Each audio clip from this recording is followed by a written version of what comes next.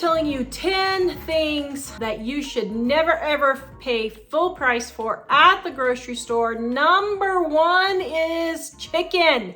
You should never pay full price at the grocery store for chicken. Chicken always goes on sale. Boneless, skinless chicken breasts, if they're $3 in the store, you can usually find them for $2, $1.99 on sale. I found them for $1.49. Yes, in 2023, I have seen them for $1.49 a pound. A viewer sent me 99 cents a pound. She found them just in 2023, guys. So never, ever, ever pay full price for chicken at the grocery store. Now, there are people who will say, oh, chicken leg quarters, those are really super cheap. They're 69 to 99 cents a pound. Yes, they are, but you can still find them on sale for 29 to 49 cents a pound. So chicken leg quarters are the cheapest chicken that you can get, but I would also wait and see if they go on sale.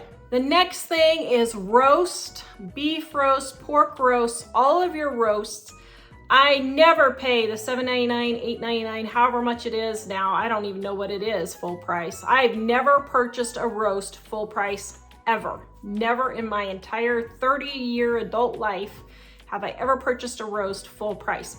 I always buy them on sale. They were last week $2.99 on sale here in Wyoming in 2023.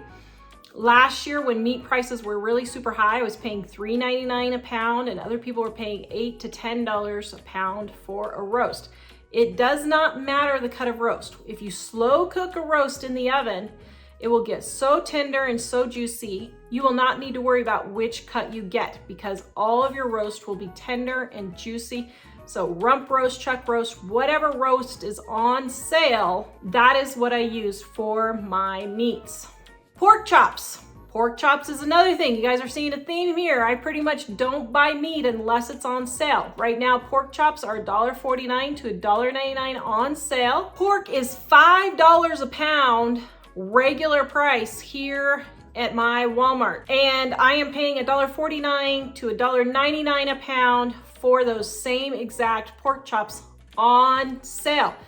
Stop paying full price for your pork chops. If you guys need recipes for using all of these foods that I get on sale at the grocery store, please check out our Dining on a Dime cookbook. It is 25% off right now. The link is in the description below. It tells you how to use all of these things and save money on your grocery bill. We've had people tell us they've saved hundreds just on their first trip to the grocery store. So go check it out in the description below. The next thing is fruit. Maybe I'll buy apples occasionally, not on sale, but for the most part, I wait until fruit is 99 cents a pound or less. Prices have gone up since 2022, so in 2023, I might pay $1.30, $1.40 a pound for fruit, but I can still get a lot of fruit like grapes and strawberries for 99 cents a pound. So all of those fruits I only buy when they are on sale. I never pay $4 a pound for grapes full price. I never pay the $4 to $5 a pound full price for strawberries. Very, very occasionally, I might buy fruit frozen if I need it for something special, but other than that, I wait for the fruit to go on sale. I very, very rarely buy blueberries, blackberries. They're just too expensive. I'll stick with oranges, bananas, apples, grapes, strawberries if they're on sale, cuties.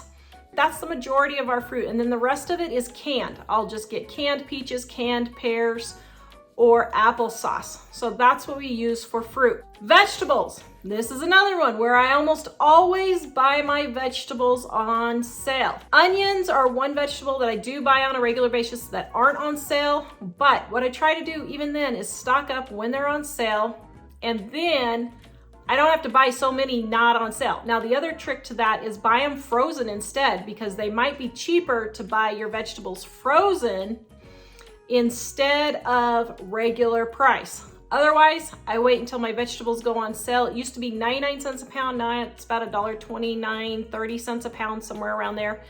That I tried not to pay more than that for my vegetables. And in case you're wondering, what kind of vegetables do we eat? Cucumbers, peppers, onions, lettuce. I do pay full price for lettuce a lot because I do like my lettuce. Let me think. What else do we? Oh, carrots. Baby carrots are always 99 cents a pound. That price has not changed. Artichokes, we wait until those go 99 cents to $1.49 on sale. Potatoes, 99 cents for 5 pounds. You can get those several times a year. Thanksgiving, Easter, Christmas.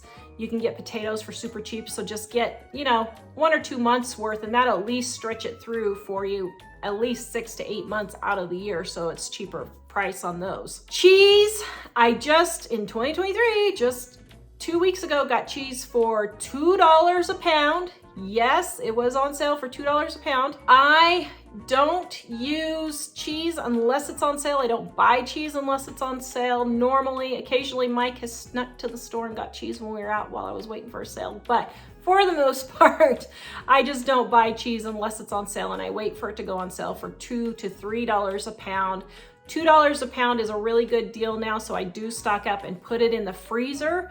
Shredded cheese is not any more expensive than cubed cheese now. I have not found cubed cheese to be any cheaper to shred it yourself, so why go to all that work? You can just get the shredded cheese for the same price.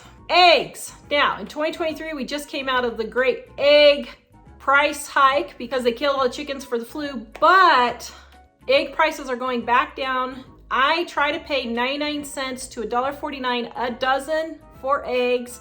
When they go on sale for that cheap, I get 6 to 7 dozen and just store them in my refrigerator. And then I have them on hand until they go the next time on sale.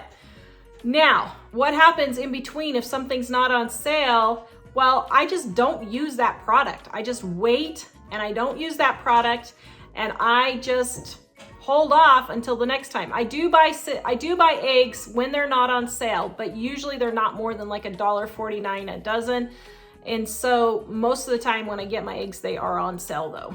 Before I get to my next food that I never pay full price for, guys, please give me a thumbs up. It really helps the algorithm know that you like my videos and helps more people see my videos. Also, if you want to share it and subscribe, you can do that below. And next, bacon. We don't buy bacon unless it's on sale, ever. Bacon is, to me, a luxury, but when it goes on sale for like $2.60 a pound, I got some recently for $2.60 a pound, and so when I get it for a really good deal like that, I will stock up. You guys saw in one of my older videos where I had 60 pounds of bacon that I was putting together. Yes, I did that because it was worth it for me to repackage it and put it in the freezer for $2.60 a pound. So I will do it for things like that that are an exceptional deal. Milk, yes, even in 2023, I still get milk for 99 cents for a half gallon of milk. $1.97 is what I paid last week for a gallon of milk. It's on sale this week for 97 cents for a half gallon of milk. So even in 2023, you can get really good milk prices. Milk freezes very well. So when you find it on sale, just throw it in the freezer and then you will have milk for later. Take it out, defrost it, shake it up really well, and then the cream and the milk will come back together. But if you just shake it up really well, it will come back together. And don't throw out sour milk, guys. Use sour milk for baking. When I come back from my vacation, I'm gonna do a video on how to use sour milk because people throw away sour milk and it is really good. Brad from the Restore here, we love Brad. He's like, there's no way we'd eat sour milk. But do you know what sour cream is? It's sour milk. Do you know what yogurt is? It's sour milk. Do you know what buttermilk is? Sour milk, basically. Cultured buttermilk is just milk that they've cultured and soured to make into buttermilk. And so I know real buttermilk isn't sour milk, but the kind you get in the store is basically just soured milk. So don't throw away your soured milk. I put it in ice cube trays and then I take those ice cubes and I put them in a baggie. They're about 2 tablespoons per ice cube. And that way I just pull them out and use them for my baking, for pancakes, for waffles, for muffins, for bread baking. It makes all of your bread goods really tasty and fluffy. Guys, go watch this video next on how to save more money on your grocery bill. Visit us at livingonadime.com and we'll see you guys next time.